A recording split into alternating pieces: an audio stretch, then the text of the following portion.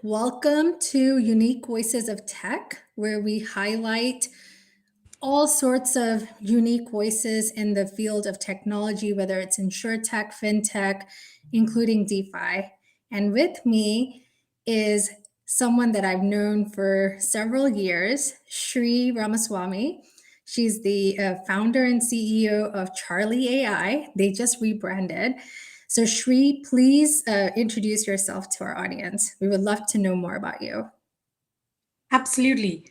I'm Sri Ramaswamy, founder and CEO of Charlee.ai. We are an AI company for the insurance industry, providing solutions mostly related to risk management and litigation management. My career itself started about 20 years ago, little more than 20 years ago, and in the data warehouse, business intelligence, and advanced analytics, starting with the banking industry, and then last 14 years I've been in the insurance industry. The first day I stepped into insurance, I said to myself, I've just kind of antiquated myself to, the previous century. And then, as I kept going on, I saw so much of opportunity with data.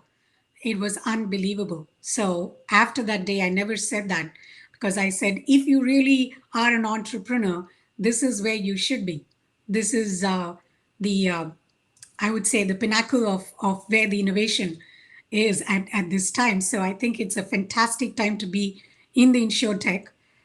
With my experience, I hope to bring more of the advanced analytics solutions and AI solutions into the insurance industry, and that's what I'm here to do.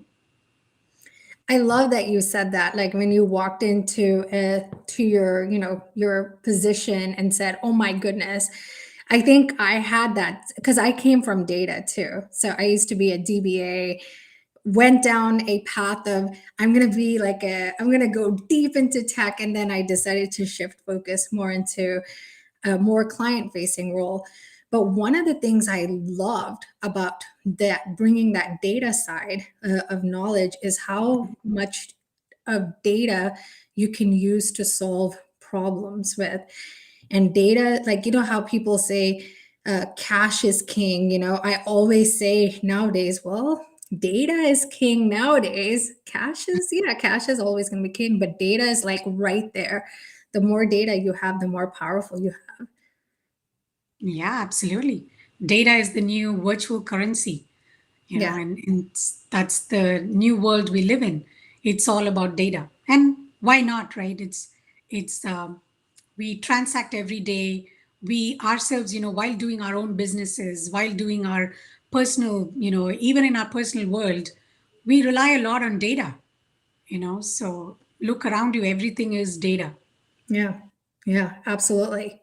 So tell us a little bit more about like your business and your true innovation that you've created. First of all, before you do that, it is so when I came into the insurtech scene, it was so nice that I got to meet Shri very early in my journey.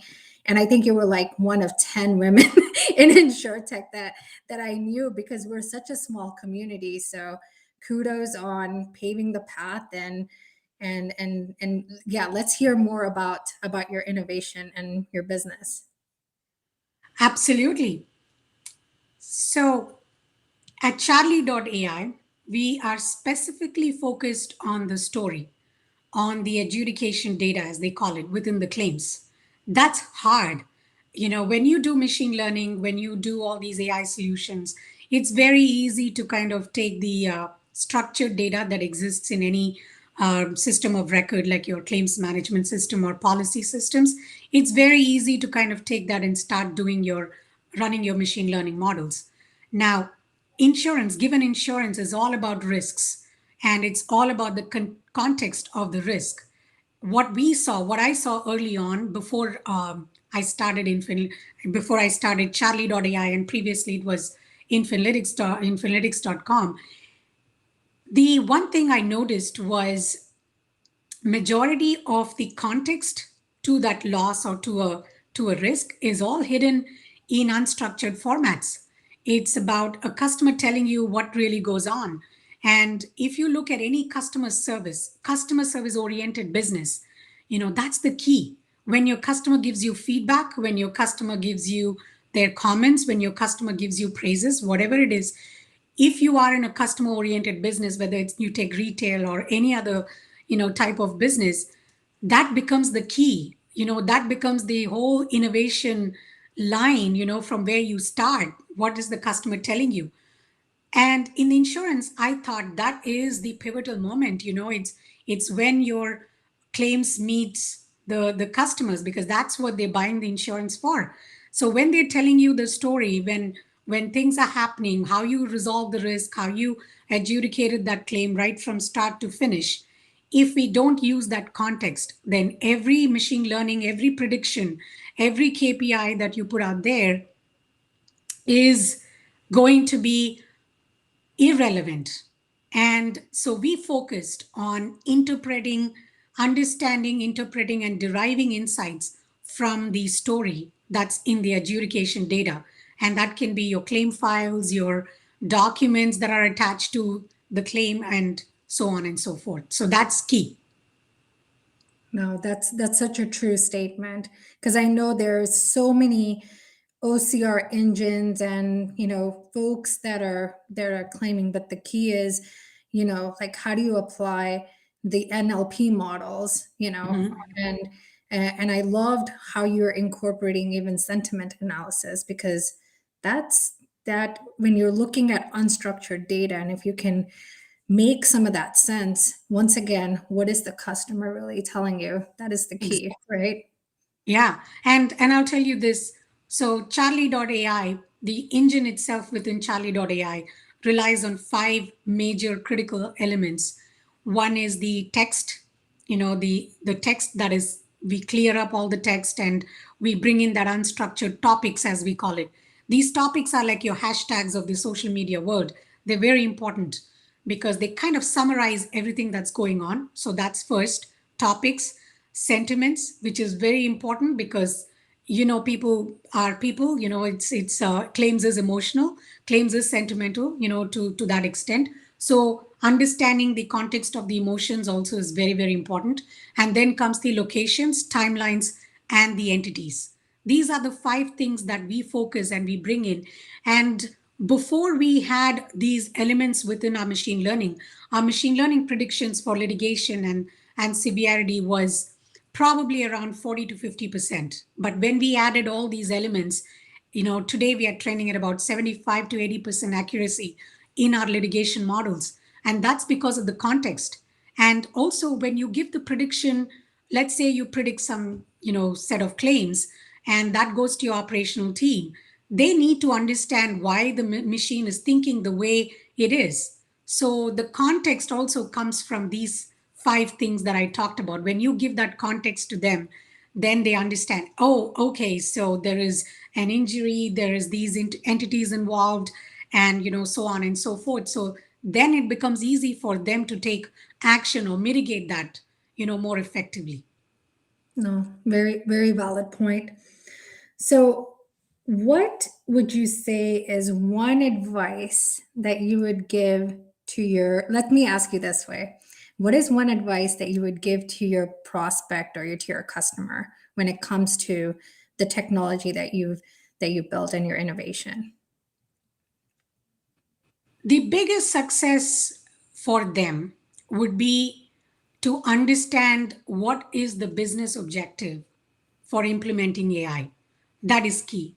I would say, don't do it just because it's AI and you have to check a mark, but really bring in those business objectives. When we work with clients, we ask them, what is your objective? If they say, I want to reduce 1% in loss savings, or 2% in my loss ratio, or 10% in litigation, or 5% in loss severity, that's key. That tells me, okay, you're just using AI as one of the tools, right? So that becomes a tool as opposed to becoming the main backbone. And that's important.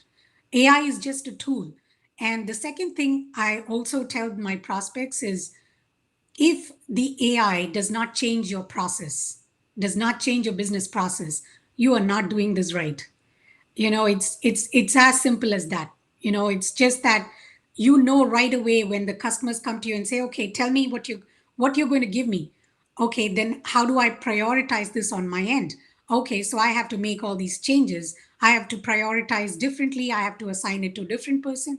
So that tells me that you are willing to make that process change, because if the analytics is not changing what you're doing, you're going to get the same exact results. And that's not going to be a good use of their time, good use of my time. So, and the third thing is it's partnership. It is a partnership. So let's work on this. Let's go on this journey together. And those are the three things I would put it in front of my prospect. No, that is so so true about partnership. I think internally what we say at Benny Kiva is the minute you see me as a vendor, I've already lost you, because you have to Yes, see me as a partner, because I am your partner. So very it true. is a partnership. So what advice would you give to an entrepreneur or a startup founder as they're going through their journey? I would encourage entrepreneurs to learn things from outside of what you're doing. A lot of times the correlations from how others build their businesses, how others, led their lives, their personal lives, is definitely, very influential in what you would want to do. It's key to have that community. That community is very important. To learn from that community is also very important, and give back, like the way Bobby is giving back. I think this is purely your selfless, initiative. So I think this is important because every minute is learning minute. You're learning constantly. And one of the biggest things that stuck with me is pivot. Be ready to pivot, be flexible, be ready to pivot, and always learn. I think those are the key things to success. And if you don't succeed here, or if somebody puts you down, you can rely on this community back again and come back again with the force. Yeah. No, I can't stress enough about like the community piece, Shri. Like even within the insure tech, we have a community, but as startup founders, we have a community even outside of our industry. Like I Yeah, have like local communities that I mentor or I'm part of, and that really keeps me grounded in terms of challenges as well as success, thought process, how they solve problems. And it's so good because you can people oftentimes, Shri, like you know this, say, like, when you're a startup founder, you've got some success, then it's like, hey, I'm going to just mentor.